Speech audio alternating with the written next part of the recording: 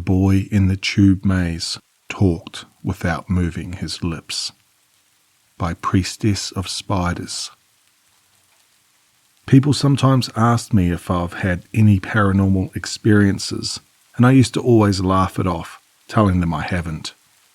I've never had any black-eyed children knocking on my door asking to be let in. I've never seen strange lights in the sky that move too fast to be planes. And I certainly have never had a spirit board put me in contact with the souls of the long dead. However, a few days ago I was visiting with my mother, and she reminded me of something very odd, something I had seemingly buried deep within my subconscious mind. We were discussing my childhood when, out of nowhere, she remarked, "I'm sorry we never let you go back to Jungle Land. I remember you used to have so much fun there. But, well, I just got so scared after that time you fell asleep in the tube maze that I could never bear to bring you back there again."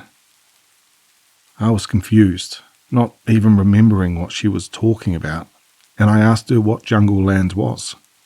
She held up a finger as if to say, "One moment," and then shuffled off to her bedroom, arriving a minute later with a photo album.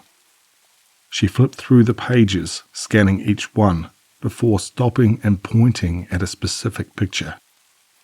I looked over and saw myself as a young girl, perhaps 5 or 6 years old, smiling happily as I stood in front of a large indoor plastic play structure constructed of multicoloured, interconnected tubes. I felt sick as I stared at the photo for reasons I couldn't fully fathom, and the room suddenly felt much colder. I thanked my mother for the opportunity to spend some time with her and hastily made up some excuse to leave and walk back to my apartment. By the time I had slammed shut and locked the door after I got home, I had fully remembered the terrifying events that occurred so long ago. Jungle Land was a large family entertainment centre in my hometown, with an indoor jungle gym, ball pit, arcade games, and of course, a tube maze. I think they were planning to make it a chain, but as far as I know, there was only ever one location. I suppose it just wasn't profitable enough to expand from there. I recalled that the incident occurred when I wasn't much older than I had been in the photo my mother showed me, maybe 8 at the most. It was a weekend my mother had free, so she took me over to Jungle Land to play with some friends. Unfortunately, none of the friends made it, so instead I had to try my luck with the other children, all of whom were strangers to me. I wasn't a particularly outgoing child and tended towards shyness and reclusion unless around my friends, so I was understandably frustrated by the whole situation. As I waded into the ball pit despondently, kicking around the multicoloured balls in petulant annoyance, I suddenly heard a voice whisper to me from the direction of the tube maze. "Hey, what's your name?" I turned to look at who had spoken and saw a young boy about my age peeking his head out of the entrance to the maze. He was smiling at me. "Samantha, what's yours?" I asked cautiously, not used to talking with other kids who I didn't already know. "My name's Charlie. Nice to meet you," I heard him say. But though I could tell that it was the boy's voice, I didn't see his lips move at all. I giggled and asked, "Hey, your mouth didn't move. That's cool. How did you do that?" I heard the boy's voice again, saying, "It's a magic trick. If you want, I can teach you how, but you have to follow me." He gestured for me to follow him into the tube maze. Excited to have a new friend and learn the magic trick, I eagerly followed him, quickly forgetting the sadness I felt only moments before. Childhood moods pass quickly, I suppose. I followed close behind my newfound friend at first, but as he continued climbing and crawling his way through the maze, I found myself falling behind.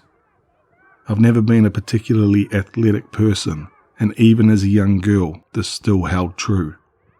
The winding plastic tubes seemed to go on forever, with endless twists and turns. The smell of plastic was thick in the stale air, and I felt a bit claustrophobic. Despite how busy the place seemed only minutes before, we didn't come across any other children as I followed Charlie deeper into the maze. After maybe 15 minutes, I started to feel uneasy. "Are we almost there?" I asked, a slightly whiny tone in my voice. "Almost there, I promise. Just one more turn," responded Charlie cheerfully. He was about 12 feet ahead of me, down a long tube that took a sharp left turn at the end. As he rounded the corner and I lost sight of him, I became uncomfortably aware of how quiet everything was. Even without any other children in sight, I should have been able to hear laughter, the sounds of the arcade, and the crying of little kids in the distance.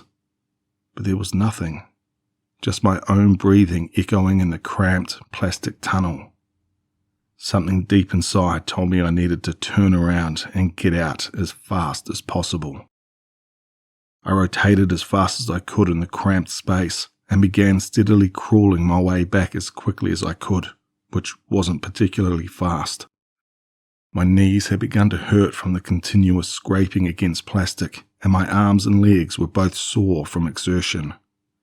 Despite the labyrinthian nature of the tube maze, I somehow seemed to know which way I had to go to get out. I'm very lucky to have a good sense of direction, even from a very young age. I started to hear sounds of the other children in the distance, and I managed to find my second wind, quickening my pace out of a desire to get out of this tangle of plastic tubes as swiftly as possible.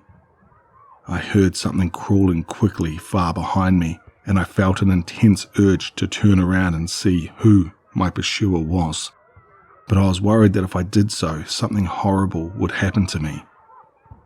The sound of crawling from behind me came closer and closer, and I began to cry a little from fear and tiredness. Finally, I saw the exit, and with a last burst of energy, managed to stumble out into the play area near the ball pit. To my exhausted lungs, the air conditioning felt like a mountain breeze. I looked back at the tube maze, but nothing had come out after me. I felt safe once again and started to calm down, my sniffling tears going down to just grateful breaths of air. I noticed that all the other children were sulkily heading towards the exit, accompanied by their parents, and that the outside windows showed a red sky. As I pondered this, I heard my mother shout, "Samantha! Oh my God, where were you?" I looked up to find my mother running towards me before she scooped me up into her arms in a great big hug, kissing me on the top of my head. I was quite confused, not knowing why she was so worried, nor why it seemed to be closing time when I'd only been in the maze for 30 minutes at most. "You've been gone for hours, sweetheart. What happened?" she asked, visibly teary-eyed. "I was in the tube maze with Charlie, but I got scared. He was going to show me how to talk without using my mouth," I replied simply. "She must have fallen asleep in there," said a bored-looking Jungle Land employee who I hadn't noticed earlier. "Good timing too. It's time for y'all to get going. We have to clean the ball pit." With that, my mother grabbed my shoes from the cubby and carried me out to the car, continuing to ask me questions about if I was all right, seemingly more for her own comfort than mine. I wasn't paying attention though. I was just focusing on the tube maze. Out of one of the rounded, convex plastic windows, I could see the angry, frowning face of Charlie. I had never seen such genuine hate in anyone's eyes before, nor have I since. I felt myself start to cry again as my mother patted me gently, reassuring me that everything was all right. After vividly remembering all that occurred, I suddenly snapped back to reality, realizing I was breathing heavily from stress. I started to calm down a little bit, telling myself that it all must have been some nightmare I experienced as a young child. I must have just fallen asleep in the tube maze and made up the whole thing in my mind. Out of curiosity, I looked up Jungle Land on the internet, expecting to learn it had gone out of business during the pandemic or had been demolished to make way for an apartment building. Instead, I found something very disturbing. The first search result I found was a news article about Jungle Land shutting down dated about 15 years ago, shortly after my incident with Charlie. The whole centre went out of business following a huge scandal. Parents just didn't feel comfortable bringing their kids there anymore after the news broke out. Apparently 3 children went missing after visiting the establishment, with no trace of where they could have gone. Their parents insist they last saw them entering the tube maze. I just want to thank Priestess of Spiders, aka Helen Theodora Waite, for allowing me to narrate that story. If you liked what you heard here, please head over to the author's page and show them some love. I'll leave a link for the original story in the description below. If you're new here, please consider subscribing, and as always, stay tuned for one more nightmare.